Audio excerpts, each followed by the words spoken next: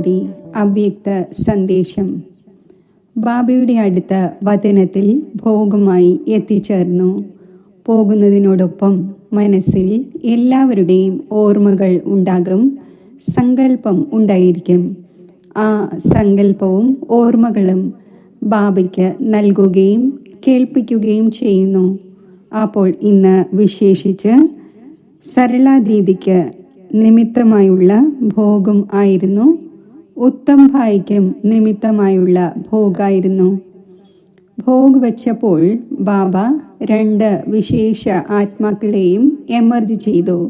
ബാബ പറഞ്ഞു, കുട്ടി, ഏതെങ്കിലും പ്രകാരത്തിലുള്ള ഏതെങ്കിലും ഉത്സവം വരുമ്പോൾ സമയമനുസരിച്ച് ഈ ദിവസം ഇന്നത് ചെയ്യും, ഇങ്ങനെ ചെയ്യും എന്നെല്ലാം ഓർമ്മകൾ സ്മൃതിയിൽ വരുന്നു. അപ്പോൾ ഏതെല്ലാം കുട്ടികളുടെ ഓർമ്മ സമയമനുസരിച്ച് എത്തിച്ചേരുന്നുവോ അപ്പോൾ ആ ഓർമ്മകളും മനസ്സിൽ ഫ്രഷായി ഉണ്ടാകുന്നു, സ്മൃതിയിൽ വരാൻ തുടങ്ങുന്നു. ബാബയുടെ ഇരുവശത്തുമായി സരളാദീദിയും ഇരിക്കുന്നുണ്ടായിരുന്നു, ഉത്തം ഭായിയും ഇരിക്കുന്നുണ്ടായിരുന്നു.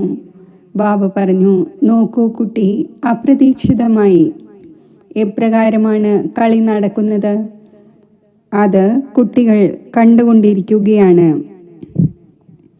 ഈ കുട്ടിക്കും അറിയില്ലായിരുന്നു ഞാൻ ഇപ്രകാരം അപ്രതീക്ഷിതം എന്നതിൻ്റെ കളി, അപ്രതീക്ഷിതം എന്നതിൻ്റെ പാഠത്തിൽ ഇപ്രകാരം പോകും എന്ന്.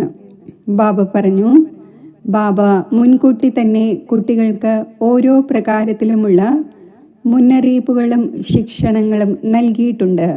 എന്നിരുന്നാലും ബാബയുടെ കുട്ടികൾ തങ്ങളുടെ യഥാശക്തി പുരുഷാർത്ഥം ചെയ്യുകയാണ്, പുരുഷാർത്ഥം ചെയ്തുകൊണ്ടുമിരിക്കുകയാണ്. ബാബ പറഞ്ഞു, ബാബയുടെ വീട്ടിൽ അഥവാ ഏതെങ്കിലും പ്രകാരത്തിലുള്ള സേവനം ചെയ്യുകയാണെങ്കിൽ, അത് ചെറുതാണെങ്കിലും വലിയ സേവനം ആണെങ്കിലും, വലുതിലും വലിയതായാലും ബാബയുടേതായതിനു ശേഷം ആ കുട്ടികളുടെ ഭാഗ്യം ഡബിളായി മാറുന്നു, ഡബിൾ സമ്പാദ്യം ഉണ്ടാകുന്നു. ബാബ ഇങ്ങനെ പറയുവാൻ തുടങ്ങിയ ശേഷം ബാബയുടെ മുന്നിൽ പെട്ടെന്ന് ഭോലി ദാദിയെ ബാബ എമർജ് ചെയ്തു. ബാബ പറഞ്ഞു, നോക്കൂ കുട്ടി, ഈ കുട്ടി ബാബയുടേതായത് മുതൽ സ്ഥൂലമായ കാര്യങ്ങൾ ചെയ്തു, സ്ഥൂലമായ സേവനങ്ങൾ ചെയ്തു. എന്നാൽ എല്ലാവർക്കും സുഖം നൽകിക്കൊണ്ട് ഈ കുട്ടി സർവരുടെയും ഹൃദയത്തെ ജയിച്ചു. ബാബ പറഞ്ഞു, ബാബയുടെ വീട്ടിൽ ഏതൊരു പ്രകാരത്തിലുള്ള സേവനമായാലും, മനസാ സേവനമായാലും, വാചാ സേവനമായാലും, കർമ്മണ സേവനം ആയാലും, സങ്കല്പത്തിൻ്റെ സേവനമായാലും, അഥവാ ഏതൊരു സേവനം ചെയ്താലും കുട്ടികളായ നിങ്ങളുടെ ആ സേവനം ഒരിക്കലും വെറുതെയായി പോവുകയില്ല. പലപ്പോഴും കുട്ടികൾക്ക് സേവനം ചെയ്യുന്നതിനിടയിൽ ഈ ഒരു സങ്കല്പം വരുന്നു. അതായത് പലരും പറയുന്നു, ആരാണ് ഇത് കാണുന്നത്, ആരാണ് അന്വേഷിക്കുന്നത്. എന്നാൽ ബാബ പറഞ്ഞു, സമയമനുസരിച്ച് ബാബ തൻ്റെ കുട്ടികൾക്ക് അനുഭവവും നൽകുന്നു, ബാബ കാണുകയും ചെയ്യുന്നു കുട്ടികൾ ഏത് പ്രകാരത്തിലുള്ള സേവനമാണ് ചെയ്തുകൊണ്ടിരിക്കുന്നത്. ഹൃദയം കൊണ്ടാണോ ചെയ്യുന്നത്?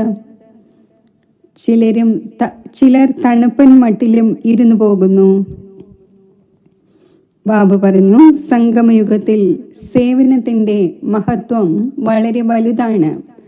ലോകത്തുള്ളവർ ഒരു ജന്മത്തേക്ക് ഒരൽപ്പം സേവനം ചെയ്യുന്നു, അല്പം ഭാഗ്യമുണ്ടാക്കുന്നു, അല്പം സമ്പാദിക്കുന്നു. ബാബ പറഞ്ഞു, അത് കുറച്ച് സമയത്തേക്ക് വേണ്ടിയാണ്. എന്നാൽ കുട്ടികളായ നിങ്ങൾ സംഗമത്തിൽ ഒരു ജന്മത്ത് സേവനം ചെയ്യുന്നു, 21 ജന്മത്തേക്കുള്ള ഭാഗ്യം കുട്ടികളായ നിങ്ങൾക്ക് പ്രാപ്തമാകുന്നു. ഇത് ഇടയ്ക്കിടയ്ക്ക് കുട്ടികൾ മറന്നു പോകുന്നു. അപ്പോൾ ബാബ കുട്ടികൾക്ക് സ്മൃതി വരുത്തിക്കൊണ്ടേയിരിക്കുന്നു. പിന്നെ സരള ദീദിയും ബാബയുടെ സമീപം ഇരിക്കുന്നുണ്ടായിരുന്നു. ബാബ പറഞ്ഞു, ഈ കുട്ടിയും വളരെയധികം ഗുപ്ത രീതിയിൽ സർവരുടെയും ആശീർവാദങ്ങളും ബാബയുടെയും മമ്മയുടെയും വിശേഷിച്ച് എല്ലാ ദാദിമാരുടെയും പാലന എടുത്തുകൊണ്ടാണ് പോയത്. അപ്പോൾ വളരെ ഉന്നതമായ ഭാഗ്യം ഉണ്ടായിരിക്കുകയാണ്. പിന്നെ ബാബയുടെ മുന്നിൽ ഭോഗ് വെച്ചിട്ടുണ്ടായിരുന്നു. വിശേഷ ഓർമ്മകളും ഭോഗും ആരെ പ്രതി ഉള്ളതാണോ ബാബ അവരെ ആദ്യം ഭോഗ് സ്വീകരിപ്പിക്കുന്നു. ബാബ സ്വയവും ഭോഗ് സ്വീകരിക്കുന്നു. പിന്നെ ബാബ ഭോഗ് സ്വീകരിച്ച ശേഷം എല്ലാവർക്കും വളരെയധികം സ്നേഹം നിറഞ്ഞ സ്നേഹസ്മരണകൾ നൽകി. ബാബയുടെ സ്നേഹസ്മരണകൾ സ്വീകരിച്ചുകൊണ്ട് താഴെ എത്തിച്ചേർന്നു. ഓം ശാന്തി.